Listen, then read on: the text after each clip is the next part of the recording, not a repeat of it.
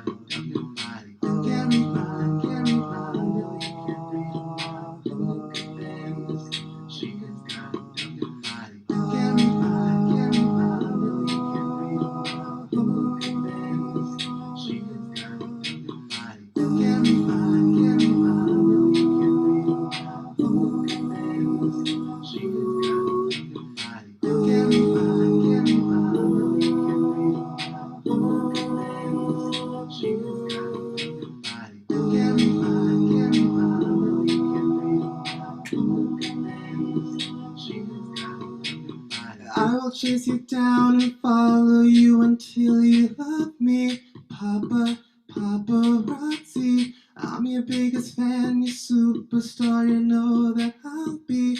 Papa, paparazzi, promise I'll be kind, and I won't stop until that boy is mine. I will chase you down and follow you until you love me. Papa, paparazzi.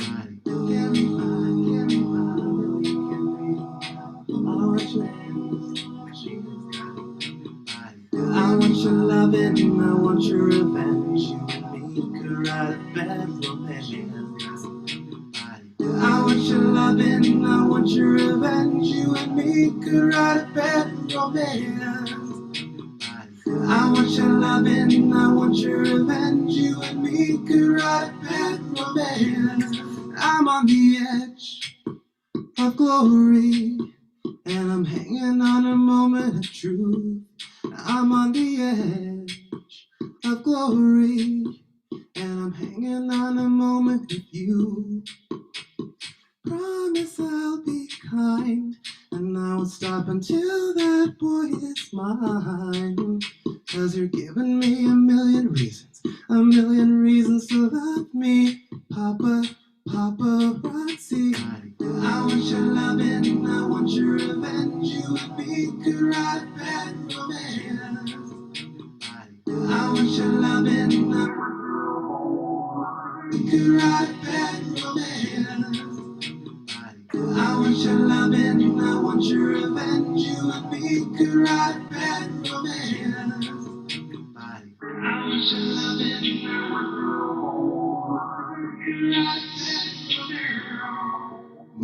Mama. That was a cover of a lot of Lady Gaga mashups. I was just going to do those songs, but I have one more song. Again, thank you for hanging out so long if you have this far.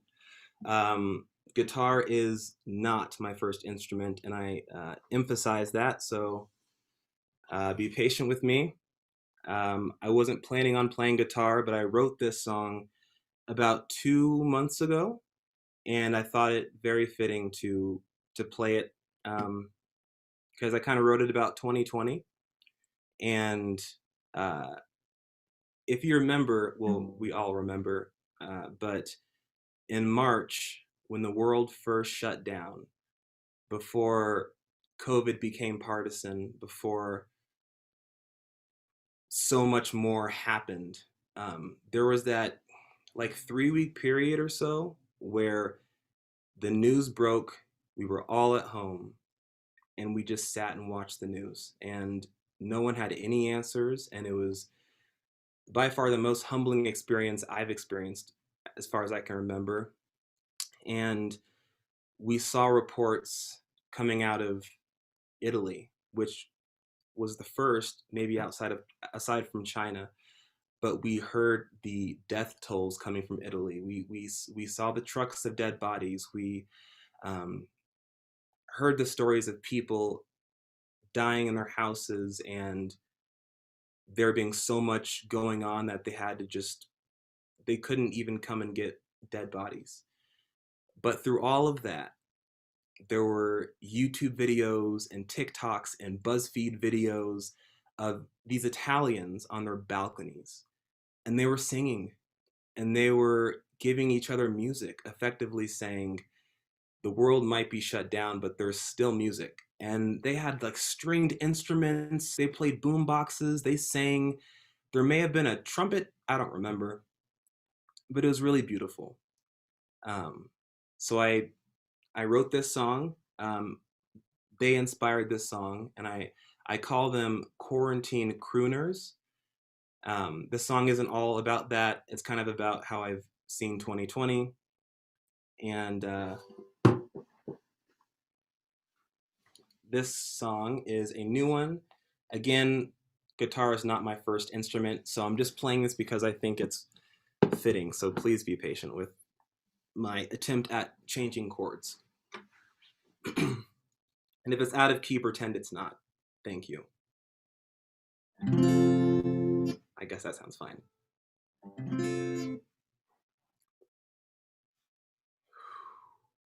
In the December, we shed our skin.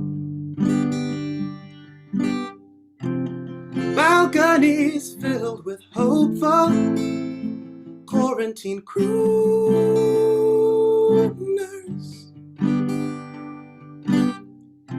Fever dreams filled the minds of the old, compromised, and the ones at the front lines.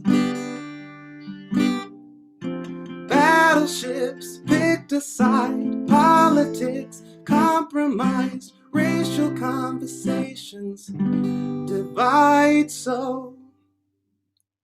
We will sing out on our balconies, sing hope just like the quarantine crooners. Crooners.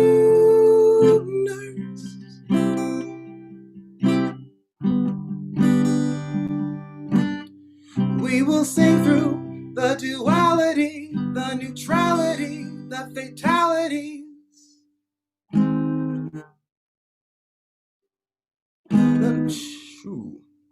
We will sing through the duality, the neutrality, the fatality, the brutalities, the mentality, the normality of it all. And we'll see trees of green,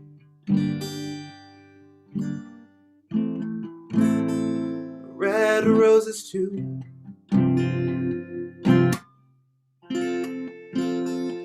I see them bloom for me and you. And I think to myself that we can and we will build a wonderful world.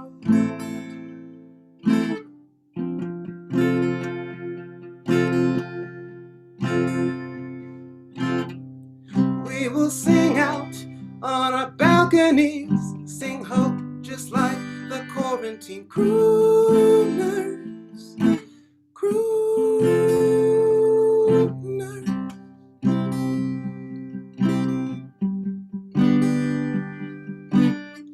We will sing through the duality, the neutrality, the fatalities, the brutalities, the mentality, the normality of it all. And one more time if you want to sing with me. And we'll see trees of green,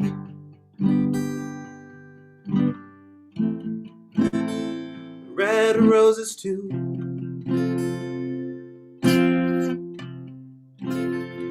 I see them bloom for me and you. We will sing out on our balconies, sing hope just like the quarantine crooners.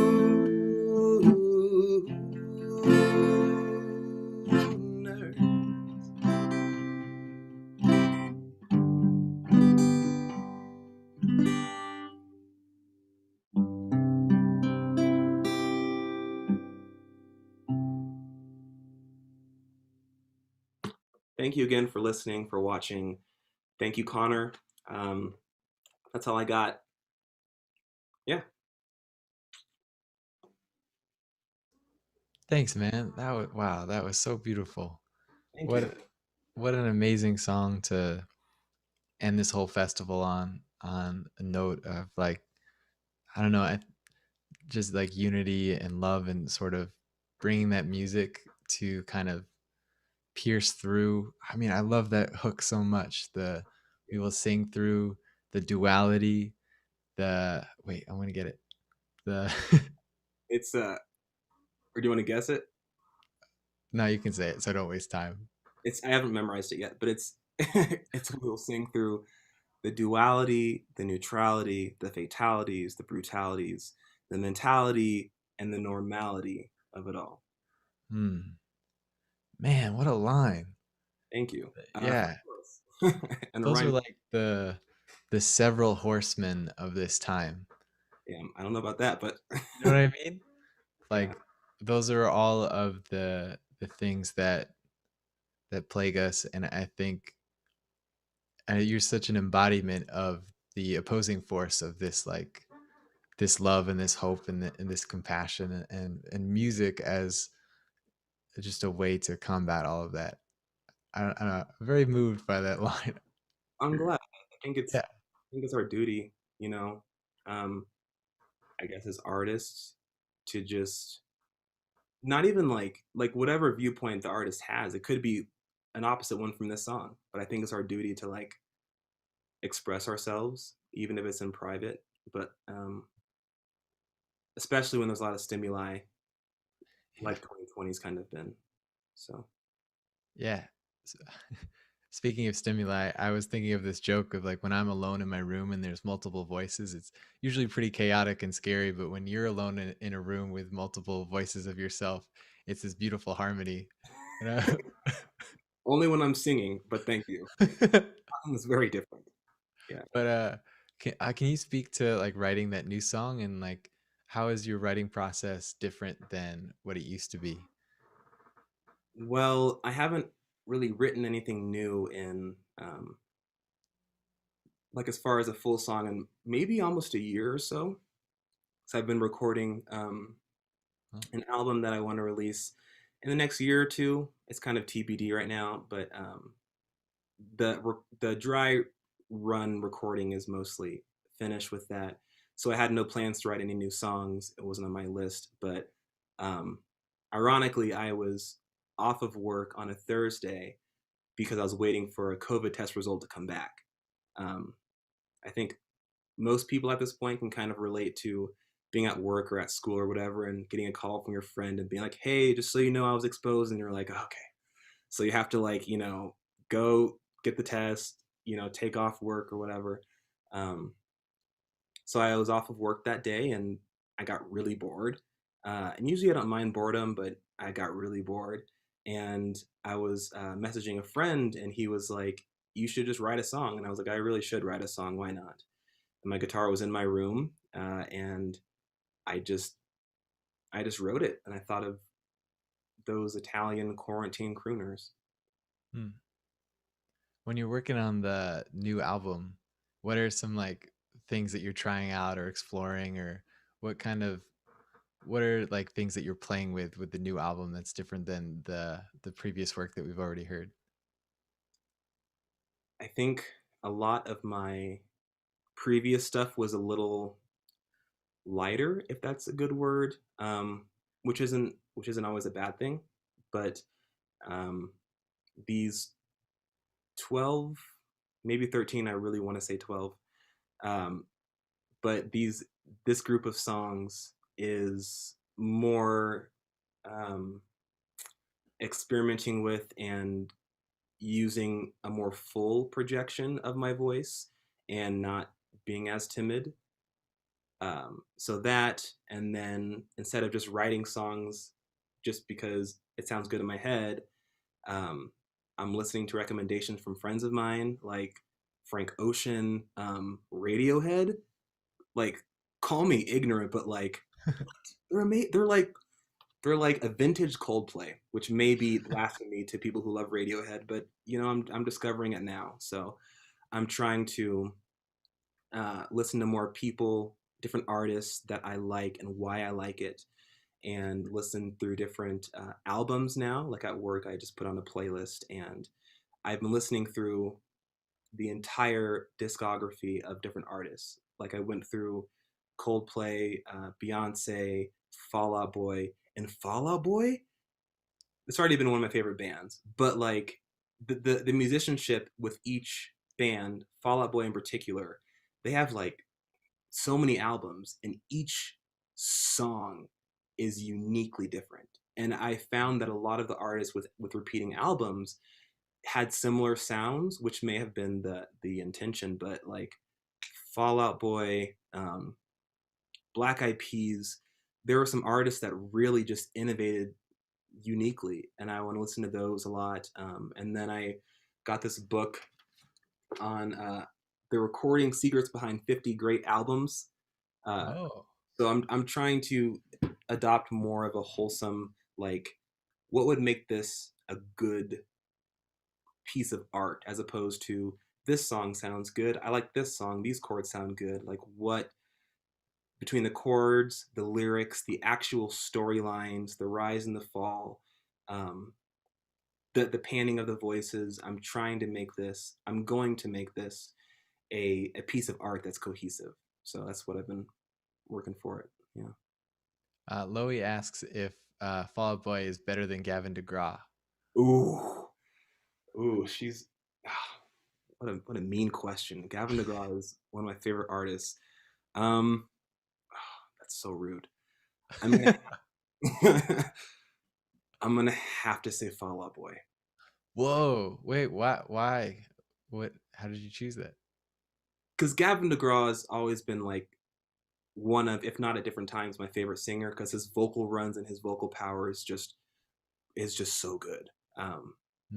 But Fall Out Boy, like, there's one album, I think it's French, and I'm gonna butcher this whole album title, but it's like Folie à Deux or Folie à Deux. I don't know. I shout all over, but that album has so many songs that are different, but all hit. All hit. The albums after that and before that all hit. And the same with Mumford and Sons. I've always loved Mumford and Sons, but their albums have all hit differently, but in their own style.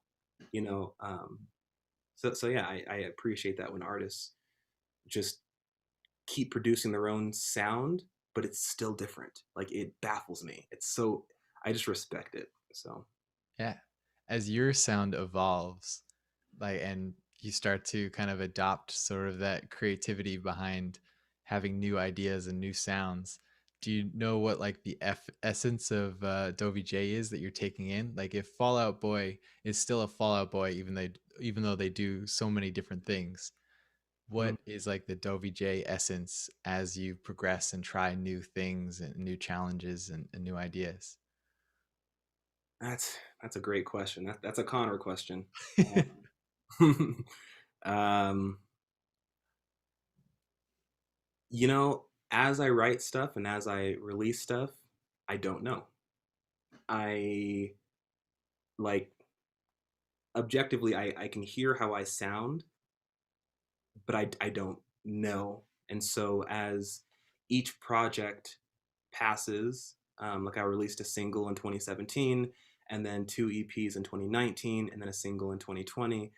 And I have to look back and kind of think of it retrospectively, and then think, I guess that's my sound. Because at the time, it's more, I'm just creating it, and it always sounds good. You have those rose-colored, about to release this piece of art glasses, and that's not a bad thing, but at least for me, I can't see the full process till after. You know, there's different, I think, stages of the creative process, at least for me, like, where there's the idea, then you start working on it and writing it, start recording it, and then there's that last like 10% where you have to get it, like, you know, polished and stuff, and the smallest but maybe the hardest part to make yourself do it. And there's that anticipation, and then the release of the music, and then that elation, and then it dies down, and then months later you look back and you listen to it without all of those emotions, and you're like, I guess this is how it sounds. Because there's so much stuff that I've released that at the moment I'm like, heck yeah, and now I'm like, you know, like when stuff's just cringy, you know what I mean? Like, I'm terrified of that. it happens. So all of that to say, I don't know, I guess, my sound. I know, like, general things. Like, I know that it's a little calmer. I know that it's a little more melodic. But as far as where I'm going with it, I have no clue. I'm just really excited to see what it, where it goes, what it looks like.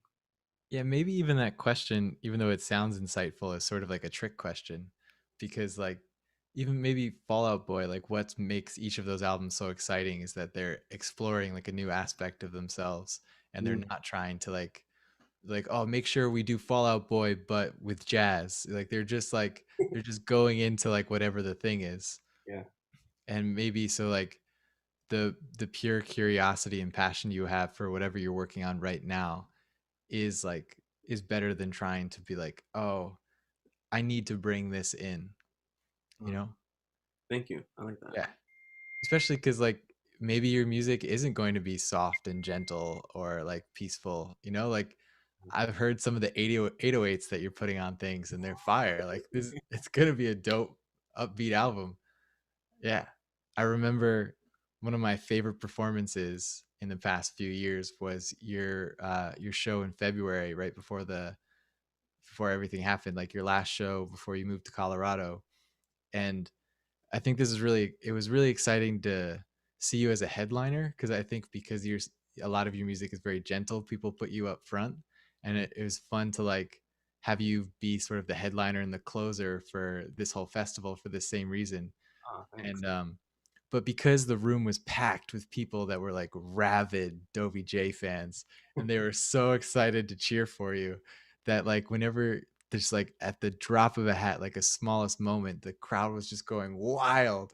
And, and my favorite performance, you did a cover of Bon Iver's Monster, and it was so different than all of the other songs because a lot of the other songs they were like it was like woods where it was like very gentle and peaceful and everyone is sucked in and you could hear a pin drop. But for you just had this new energy for Monster, and we're just like had so much swag to it. And that there was one part where you took off your jacket to like get really into it and the crowd just went whoa. And because you did it in like a moment where there was like a break in between the music, the crowd's like cheer went into the looper. Yeah. And so every time like that 8-bar loop would come around, you would hear this like monstrous yell, and then the crowd would cheer again, and it was like this living, breathing thing. So just saying that I'm so excited for all the different aspects and colors of you to come out, like that, all the different energies. Yeah, I just really like that story and that performance. Yeah, man, I lost track of my thoughts. Man, so what else is like? Man, I got really sidetracked by that. When you're coming up with these new songs or with the harmonies, how much music theory are you thinking of? This, Oh, like, so it's kind of an embarrassing answer because like I went to school for it, got a degree for music, but like when I'm doing songs, zero, like zero. Like I'm glad I know how it works, yeah, but like usually I'll just think of harmonies and start looping them and add more or just write stuff that comes to my head. But no, like I wish I used more theory because I feel like I could be levels ahead. Because we learned stuff in music theory 1 and 2, like um, gosh, counterpoint and just so many different modes of music, not just Western styles, pop, chords, which is what I like and I don't care. So I think I could benefit from using more, and that is on my list one day, hopefully. Um, but I really don't. Sometimes though, I will um, use a piano to kind of plunk out chords. If I can't find that next harmony, I'm like, okay, what's the third? What's the fifth? What's the seventh? That's what I was missing, and I'll just hop in and kind of layer that in, but not a lot, which is not great. But yeah, that still makes sense. Like you're doing what comes natural to you, and that's why there's like that natural feeling of it. yeah, but I could be you know what I mean? Like Yeah. I could be utilizing it. I'm just kind of lazy to an extent. Like I'll work hard and practice to my stuff, and then like at a certain point, I'm like, cool, and it's just kind of yeah. I guess I asked that question because I don't have the ability to just like sing a beautiful harmony on top of a thing and then come up with another harmony. So if I'm ever thinking about harmonies, I have to like be very specific about, all right, what's the key and what chord is it? And then like very there's like a lot of like brain power I have to put into just like making those decisions. And Yeah. then I see someone like you that just like sings it and I'm just like, oh, so jealous. I have my weaknesses. I have my percussion weaknesses, as you know. Like Me you, too. you can lay down a sick like trap beat or like your own 808s, and I can do like the vocals and the melodies, and I try a drum beat. It sounds like I can even like it just sounds like boom, boom, and there's no flavor to it. So Well, for now. thank you for now. Yeah. But I have my areas that I definitely want to improve in, because strengths are good, but when you can upgrade some weaknesses, you can be even stronger. Yeah. I have new tools. Yeah. Speaking of that, I remember my question. You were talking about singing from your full-bodied voice. Yeah. And can you talk a little bit about that? Like, how are you transitioning from like maybe not as full-bodied to like how you're singing now? Um, I guess the best way I can put it is when I started writing songs, I guess like in 2012, my idea of a good sound was hitting the right notes, um, which eliminates so much of what's really needs to be there. But in my head at the time, it was just you hit the right note, sounds great. And so I'd kind of sing like la la la la la. And like that sounds like pretty and soft, but like there's so much more that could be there. And so in contrast, I think of when I would sing like French and German like in college and like the la la la la la and like a more fuller tone. But for so long, like I would sing my originally written songs and have this kind of singing voice and then sing, like du fond du don, some French, and I would never combine those. And in the past couple years, it had to have been, I guess, I was like, these are both my voice. Like I don't want to sing, like uh like that commercial, like, and I need cash now, call JG Wentworth, I don't want to sound like that. But at the same time, I know there's a volume there that I've been trying to explore. Uh, and the voice is weird, as you know. Like it's like mentally, I tell myself before I sing now, like use a fuller voice. And I can practice, I can prep, but I will sing something and it comes out not as soft as it used to, but like pretty soft. And so even though I'm knowing mentally that I'm trying to release my voice more, like the vocal folds are literally a muscle and there's muscle memory that just develops over years. So sure, the notes and harmonies may be where I want them, but that same muscle memory that synchronized those harmonies put my vocal folds in a very light place, and I'm trying to just get used to singing out and singing a little broader. And I think what also holds me back from that is that back to that, since my voice, I sang light for so long, the harmonies I could find were with those vocal folds that was singing very lightly. So if I harmonize like la la la la la la la la la, I can do that easily. But harmonizing la la la with another full voice is harder, and it's a little bit, maybe it's my ego, maybe it's my laziness, I don't know, but bringing in a fuller bodied voice is a different musculature in my vocal folds. So I have to practice harmonizing singing full too. So it's been a process. um oh my gosh, I'm loud. My mom's watching it on the TV downstairs and I heard myself singing. Oh my god. So it's been a journey, but I've enjoyed it. Yeah. Man, I'm trying to do exactly what you're talking about, like trying to find that authentic voice. I'm taking singing lessons with Lindsay, our friend, and yeah, I find myself doing exactly what you were talking about. I'm just focusing so much on trying to hit the notes that I have like a very breathy voice because I'm trying to like, it's like trying to like step on an ankle that you're not really sure is sturdy. You know, like you've sprained your ankle a few days ago and you're trying to like, can I step on this? And I Yeah. feel like that's how the tentativeness is how I feel about my voice. And I'm trying to like have that full bodiedness that you're talking about.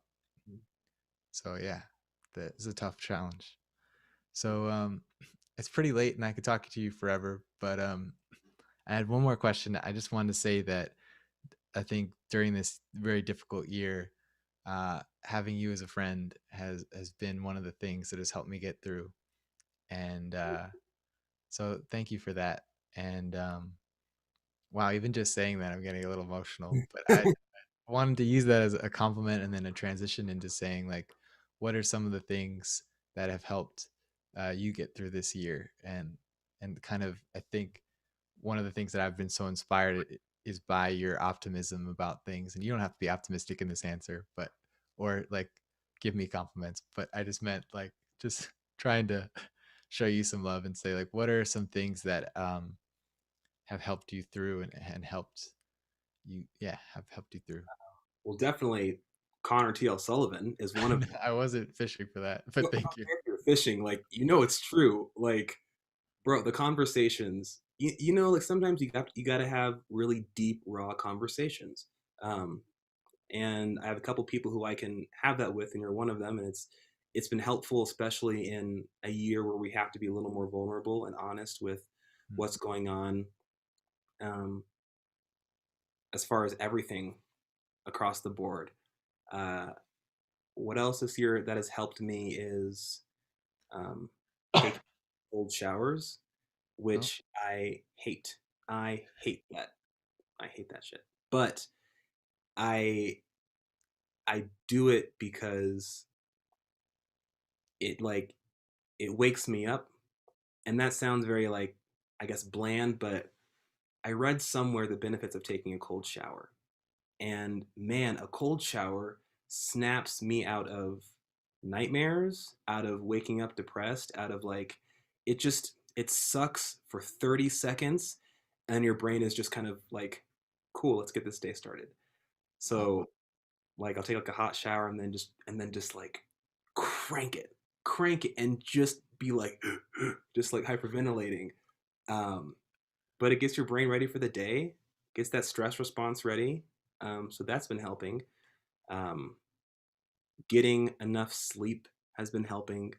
Um, I do miss New York in a lot of ways, but being able to fall asleep in silence is, yo, dude, that's a gift I will never take for granted. And like it's been very nice just getting adequate sleep, meditating, out loud self therapy sessions, and just being raw. Music, family, friends, a lot of things that I'm probably forgetting, but um, I think this year, like, we were all made to be a little more vulnerable than we were ready for. And um, I know we've had a opposing view on this topic itself, but I think it's for the better. I think, and that statement is very layered. Like, the world is going through a lot of stuff right now, but as far as our strengths and ourselves and our communities, or our changing viewpoints, or our thoughts about government or race or technology or schooling or money or the family structure, like literally anything, it's probably been challenged in 2020. And if this is the worst that it gets, it's not pretty, but that means we're going to be going up. So, yeah.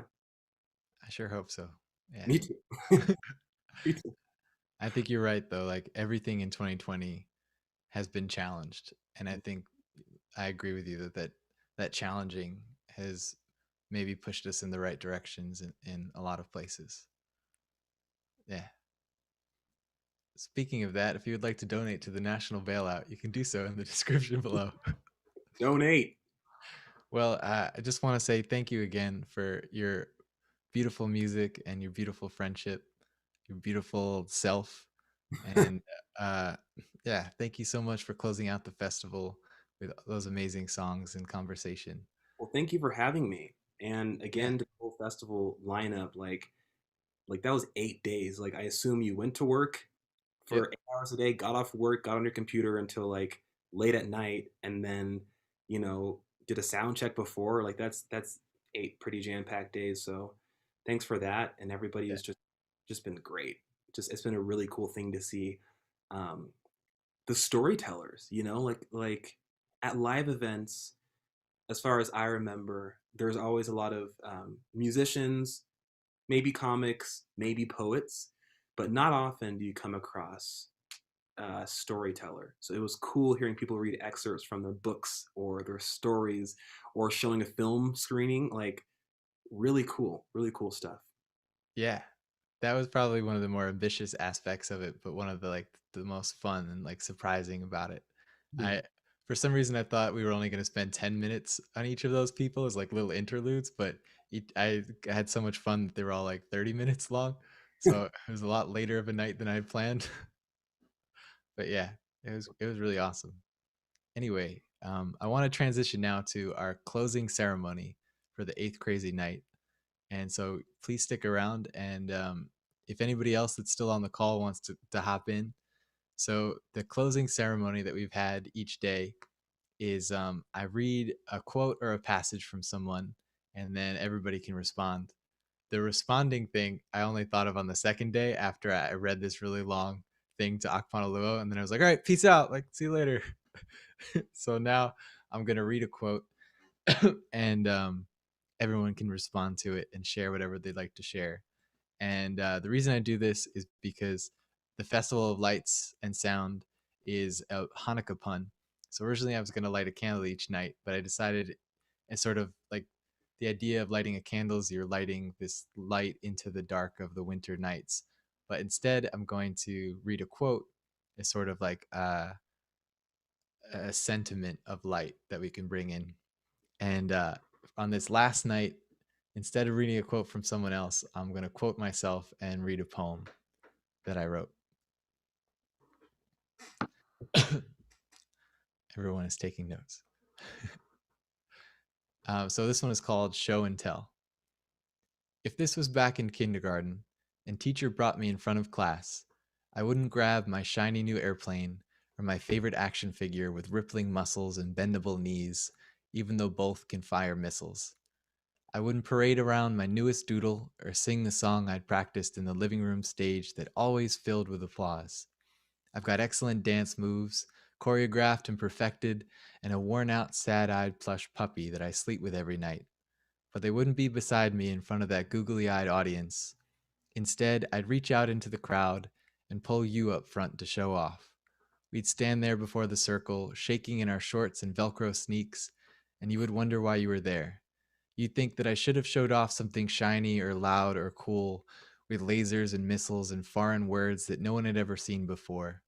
But you never had to be impressive. If teacher said to show and tell the thing we were most proud of, then I'd show off my friend. And yeah, I think that captures the whole spirit of the festival. And and it's been so wonderful to be surrounded by all these amazing friends and get to show them off and show how cool they are and sit back and spend every night for a week just like watching everybody be awesome and then get to talk to them about why they're awesome. So thank you for being awesome. Thank you. So in response to that quote, I wanted to do a little show and tell of my own. Oh, please. New merch here that I want to.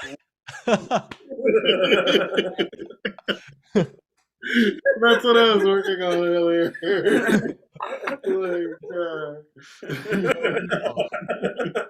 That was my coloring book from 2 years ago. That you're the second person to have colored it.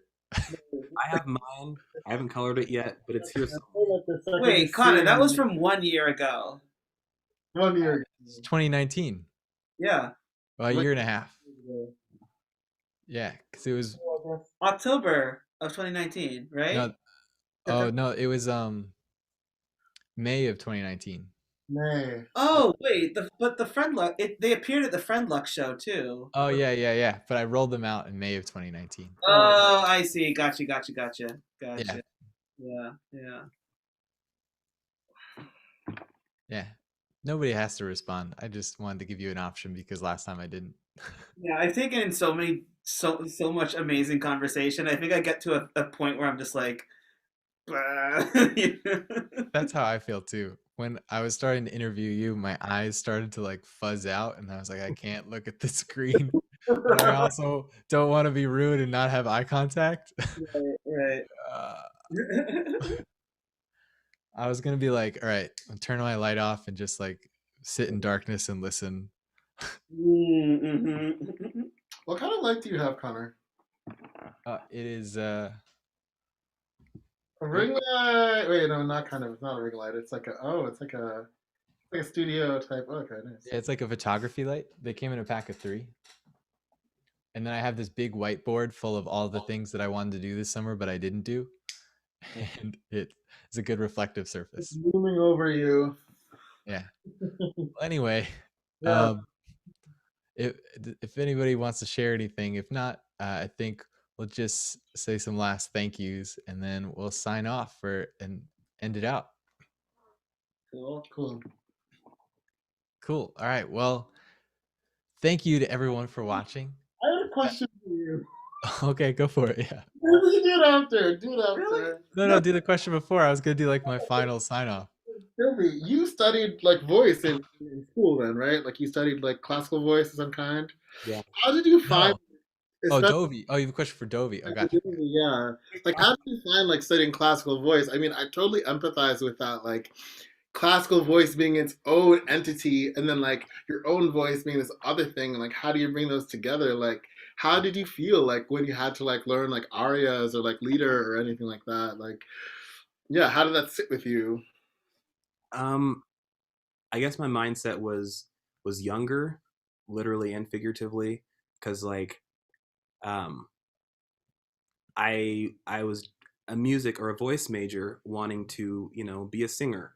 And I don't think I went to get the degree with the idea of this is a healthy way to use my voice, which I think is what it was, in retrospect. Like, it was a great way to use your voice healthfully. It taught you the history of the music, different cultures, and there was so much to learn. But at 18 years old, like, I just want to be a singer. I don't care about this, Italian song. And so I think from my naive disdain, I had already separated the two. And it took realizing years later, I have more of a voice than this, and being like, oh, I have this other voice that I subconsciously shut off because that was school. Mhm. So I guess it was kind of recent. So That's cool. Thank you. yeah. You can keep going if you want. Oh, no, yeah, I mean, I resonate with that so much because I think, yeah, like every teacher who I had in college was like operatic, and I always had to, maybe I wasn't like you where I totally separated them, but I definitely sort of tried to put one into the other. Like if I would learn something technically in terms of voice in like an opera style, I wasn't just singing the arias. I was also trying to like improv on my own and like do little, riffs and runs on my own that were like in the registers that I was like learning to transition with like like an operatic voice lesson. So it was weird because like I had this teacher who was also like my Chinese teacher at the time, and it was like we'd work on like Italian stuff, but then I'd bring in like a Frank Ocean song and like be like, well, I actually want to sing this, but he would let me, and like he would let me just like, even though he had no idea about the music, he was like, oh yeah, like your voice is doing something really interesting there, Annabong. Like, and it's like I don't know, it's funny. I don't know. There's a lot more I could speak to about that. But yeah, it was really cool to hear you say that and talk about that dichotomy and bridging them together now. And yeah, it's a cool perspective. I like that we have a resonance there, or like a similarity there. Thanks for understanding that. Yeah, it's real. Yeah, that was it.